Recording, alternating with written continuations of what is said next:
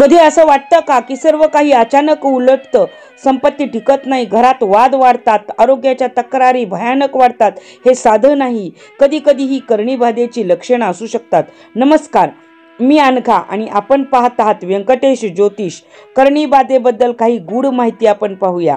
कर्णीबाधा हा पारंपरिक व गूढ प्रकार आहे, जो अनेक भारतीय लोककथा आणि श्राद्धांमध्ये व प्रामुख्याने ग्रामीण भागात आढळतो.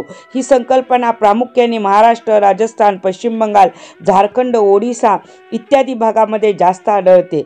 करणी म्हणजे एखाद्या व्यक्तीच्या कुटुंबावर किंवा त्या व्यक्तीवर जादूटोणा करून वाईट मंत्राचा प्रभाव पाडून जीवन, आरोग्य, सुख, शांती, नोकरी, व्यवसाय यामध्ये अडथळे निर्माण करून स्वतःचा मार्ग मोकळा करणे, स्वतःचा फायदा करून घेणे. यामध्ये विशिष्ट मंत्र, तंत्र आणि विधींचा वापर करतात. आमचा 25 वर्षाचा अभ्यास सांगतो की करणी अनेकदा बाहेरच्या लोकांकडून नाही, बऱ्याचदा सगळे सोयरे, आप्त किंवा जवळच्या व्यक्तींकडूनच केली जाते.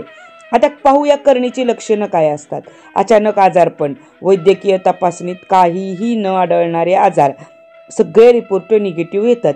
सतत थकवा जाणवतो, सतत झोप येते, जांभया येतात. दुसरं भांडणं, सुखी घरात अचानक वाद, तणाव, चांगली व्यक्ती वाईट वागताय हे जाणवते.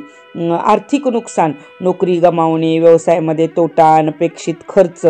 चौथं म्हणजे भयानक स्वप्ने, सतत मृत व्यक्ती, पितर, काळी सावली, स्मशान यासारखी स्वप्ने पडतात. देवपूजेत अडथळे येतात, घरातील दिवा पडणे, विझणे, मूर्ती, फोटो तुटणे, पूजा करताना झोप येणे, जांभया येणे. सहावं म्हणजे प्राण्यांचे विचित्र वर्तन, मांजर, कुत्रा विशिष्ट वेळेस भुंकणे, म्हणजे अमावस्या आली की कुत्रं, मांजर रडायला लागतं, पौर्णिमा आलं की रडायला लागतं. एखाद्या व्यक्तीकडे लक्ष ठेवून कुत्रं, मांजर सतत पाहत असतात, एकटक त्याला भुंकत असतात.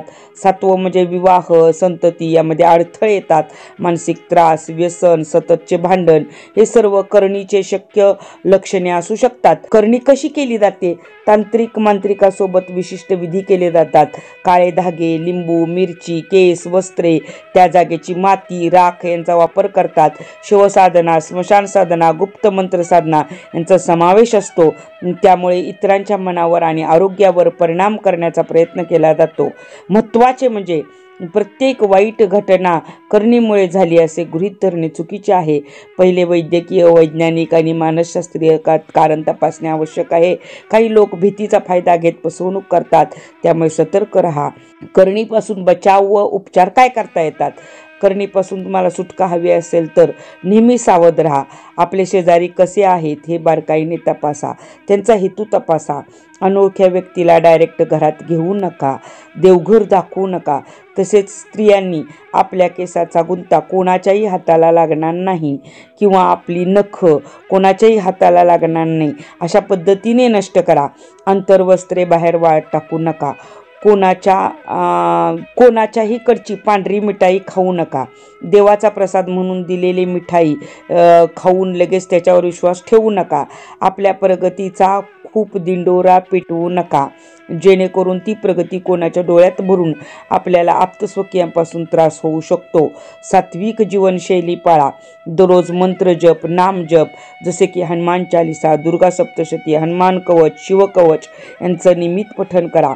दत्त उपासना, नवनाथ उपासना आणि नवनाथ भक्तिसार ग्रंथ पारायण खूप प्रभावी उपाय समजले गेले आहेत. गुरुचरित्राचे पारायण करून घ्या. तुम्हाला शक्य नसेल तर ब्राह्मणाकडून करून घ्या. हनुमान चालिसा दररोज म्हणा. दर शनिवारी मारुतीरायांचे दर्शन घ्या. खूपच त्रास होत असेल तर शिवभस्म घराच्या सर्व बाजूनी थोडे थोडे चौकोन आखून टाकल्यासारखे टाका. आपल्या कुलदेवतेला विसरू नका.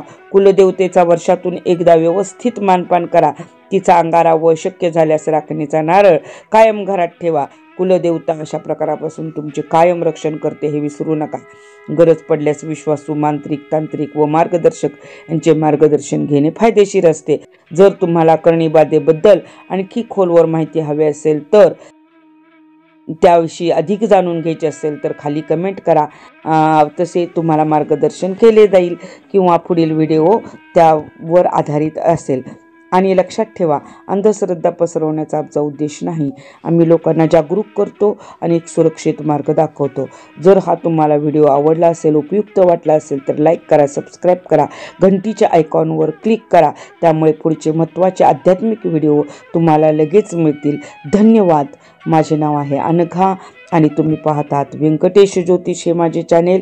पुढच्या व्हिडिओपर्यंत नमस्कार.